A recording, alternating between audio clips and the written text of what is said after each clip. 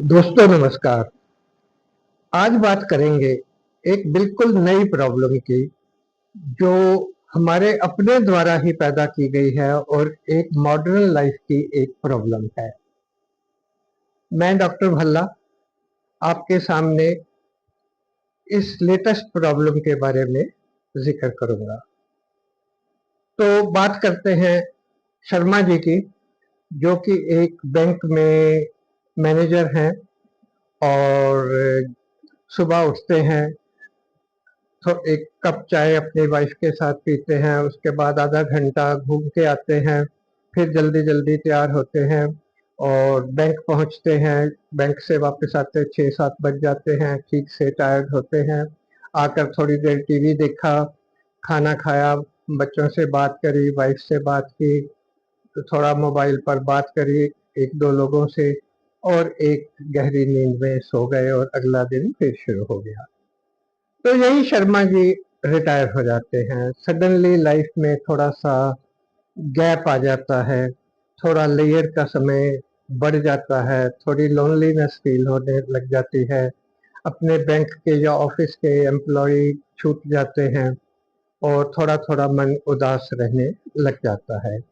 इस टाइम में इनकी सहायता के लिए आता है इनका मोबाइल।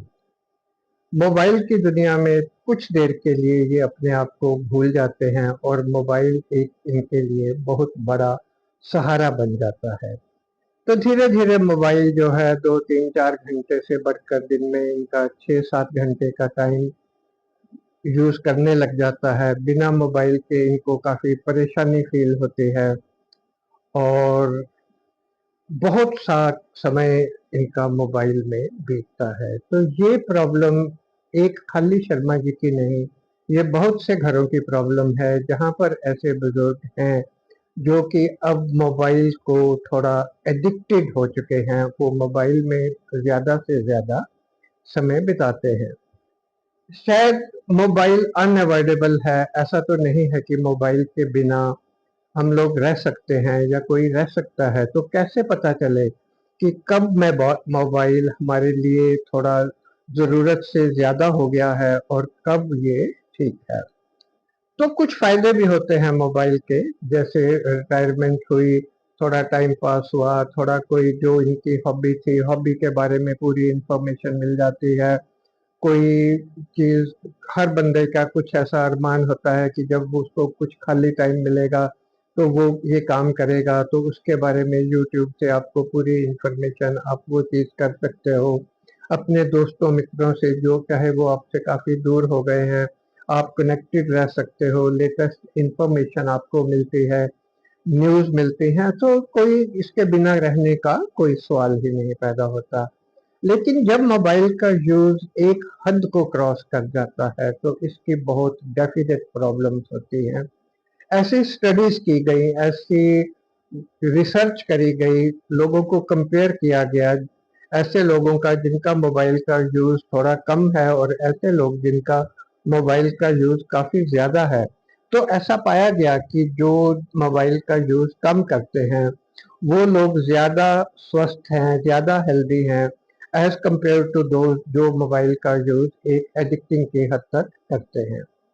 तो सबसे बड़ी चीज़ तो ये है कि मोबाइल यूज़ आमतौर पर बैठ कर किया जाता है। तो जब एक बुजुर्ग व्यक्ति दिन में 6-7-8 घंटे बैठा है तो बैठना उसके लिए लाभकारी नहीं है।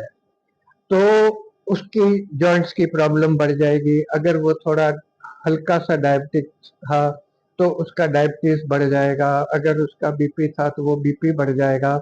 तो इस तरह की प्रॉब्लम जो प्रोलॉन्ग्ड सिटिंग के साथ आती हैं वो उनमें बढ़ जाएंगी। और ये खाली कहने की बात नहीं है, पूरी इसके बारे में स्टडीज हैं जो कि ये शो करती हैं कि ये सारी चीज़ें प्रोलॉन्ग्ड सिटिंग के साथ और प्रोलॉन्ग बैठने के कारण बढ़ती हैं। इसके अलावा थोड़ा मेमोरी लॉस को मोबाइल एड करता है, हेल्प नहीं करता।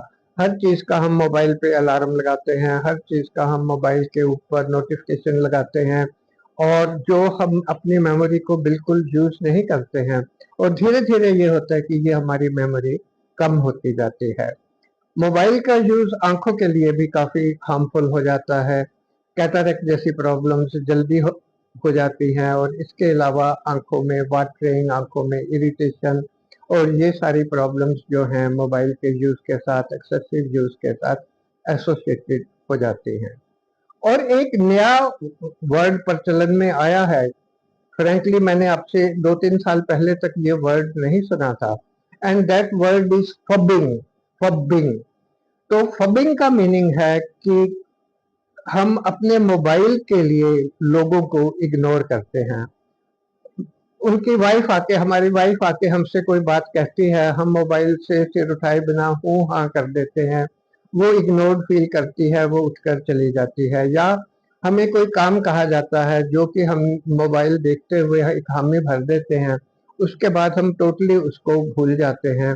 हम कभी किसी कंपनी में भी बैठे हैं, कभी किसी लोगों के बीच में बैठे हैं, तब भी हम अक्सर, हमें पता ही नहीं चलता, हम अपना मोबाइल निकाल कर अपने मोबाइल में मस्त हो जाते हैं। ये चीज जो है ये सोशल संबंधों को खराब करती है। जिस लोनलीनेस को दूर करने के लिए मोबाइल का यूज शुरू में शुरू हुआ था, वो लोनलीनेस मोबाइल के एक्सेसिव यूज से बढ़ जाती है। जिस डिप्रेशन को दूर करने के लिए शुरू में मोबाइल का यूज किया गया था, उस वही डिप्रेशन धीरे धीरे रियलाइज होता है कि कोई भी दोस्त नहीं, जो हमारे रियल दोस्त हैं, फिजिकल दोस्त, वो थोड़े से हमसे दूर हट गए, हमारे फैमिली मेंबर्स भी दूर हट गए। और एक बहुत बड़ी चीज जो मोबाइल के साथ एसोसिएटेड हो जाती है, वो है स्लीप डिस्टर्बेंस। कहाँ तो हम लोग 10:30-11 बजे सो रहे थे, तो अब जो सोने का टाइम है बुजुर्ग का, वो 12, 12:30, 1 बज जाएगा। जब वो 1 बजे सोएगा, वो सुबह अगर जल्दी उठेगा तो वो फ्रेश नहीं उठेगा, और या फिर वो देर तक पड़ा रहेगा और उसकी मॉर्निंग वॉक मिस हो जाएगी। कोई उसका योगा करने का टाइम था, कोई उसका एक्सरसाइज करने का टाइम था, वो सारा उसका मिस हो जाएगा, and that will deteriorate his और हर हेल्थ। इवन हस्बैंड वाइफ बैठे हैं, रेदर देन वो एक दूसरे के साथ बातें करें, अगर उनमें से एक व्यक्ति मोबाइल पर कोई वीडियोस देख रहा है और वो है, और अगर दूसरा व्यक्ति डिस्टर्ब हो जाता है, तो that can lead to personal discords. ऐसा सीरियस भी नहीं होता है, लेकिन एक इरिटेशन दो संबंध के बीच में, एक ये फीलिंग कि ये व्यक्ति मुझे इग्नोर कर रहा है, ये फीलिंग जरूर आ जाती है। और वो एक क्लोजनेस जो रिश्तों की होती है, जैसे आपका पार्टनर ओल्ड एज में आपका सबसे बड़ा साथी है, लेकिन अगर आप मोबाइल में मस्त रहेंगे, तो वो पार्टनर आपसे धीरे धीरे दूर हट जाएगा। तो ये चीज तो बियॉन्ड डाउट है कि जो ये मोबाइल का एक्सेसिव यूज है ये हार्मफुल है। तो पता कैसे करें कि हम मोबाइल का यूज, क्योंकि यूज तो करना ही है, तो कि हम मोबाइल का एक्सेसिव यूज, अगर हमारे जो फिजिकल पैरामीटर्स हैं वो डिटीरियोरेट होने शुरू हो जाते हैं, जो बुजुर्ग है उसके जोड़ों में दर्द और इस तरह की चीजें, या उसका डायबिटीज आउट ऑफ कंट्रोल जाना शुरू हो जाता है, या वो सोशल कंपनी में लोग उसको थोड़ा सा अवॉइड करने लग जाते हैं, तो ये हमारे वार्निंग साइंस हैं कि जो मोबाइल का यूज एक्सेसिव हो रहा है। और एक और प्रॉब्लम जो बुजुर्गों को आती है, अक्सर बुजुर्ग जो मोबाइल के स्कैम चल रहे हैं उनके बारे में वो पूरी तरह से नॉलेजेबल नहीं होते हैं, तो वो अक्सर किसी न किसी तरह का, चाहे वो कहीं पर छुट्टी पर फ्री भेजने का स्कैम है, कोई इन्वेस्टमेंट करके 2 साल में मनी डबल करने का स्कैम है, कोई झूठा प्राइस निकल के वो डिटेल्स देने का, या बुजुर्ग को डरा धमका के, या इवन कोई लड़की उसको अपने जाल में फंसा कर उससे पैसे ऐंठने की। तो अगर हम मोबाइल का एक्सेसिव यूज कर रहे हैं, तो हम इस चीज के लिए भी वल्नरेबल हैं। तो अगर हम फाइनली ये रियलाइज करते हैं कि हमें मोबाइल की एडिक्शन हो चुकी है, तो इस एडिक्शन से बाहर कैसे आए? तो सबसे जो इसका सही यूज है, मोबाइल पर ही ऐसे ऐप हैं जो आपका स्क्रीन टाइम नोट करते हैं। तो एक ऐसा ऐप डाल के, और उसमें जो एक ऑप्टिमम टाइम है मोबाइल यूज का, वो अराउंड 2 आवर्स है। तो हम 2 आवर की लिमिट सेट कर सकते हैं कि जब वो 2 आवर हो जाएंगे तो हमारा मोबाइल हमें रिमाइंड कर देगा कि तुम्हारा स्क्रीन टाइम 2 आवर्स है। और ग्रेजुअली कुछ दिनों में हमें इस चीज की जो है हम इस चीज़ के लिए अट्यून्ड हो जाएंगे कि हमारा मोबाइल यूज़ कम हो जाएगा। और कुछ ऐसे टाइम होने चाहिए दिन में which should be strictly no mobile time, जैसा कि खाना खाने का टाइम, जैसा कि कुछ देर अपने आप से अकेले में बैठकर अपने आप से मुखातिब होना, अपने आप की में कुछ सोचना, ऐसा टाइम। और एक बेस्ट तरीका जो हो सकता है, 1 आवर आफ्टर गेटिंग अप, सुबह उठने के 1 घंटे के अंदर मोबाइल यूज नहीं होगा।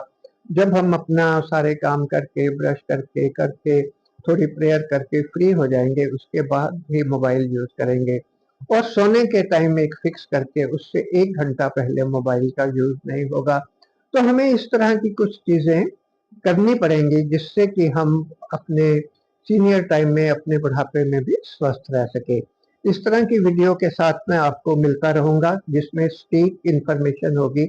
अच्छी लगे तो सब्सक्राइब करें, इस वीडियो को देखें और सेंड करें दूसरे बुजुर्गों के पास जो आपको लगता है कि मोबाइल एडिक्ट हो गए हैं। You will be doing a good favour if you send this video to such people. Thank you so much. मिलेंगे जल्दी ही एक नए इंफॉर्मेटिव वीडियो के साथ।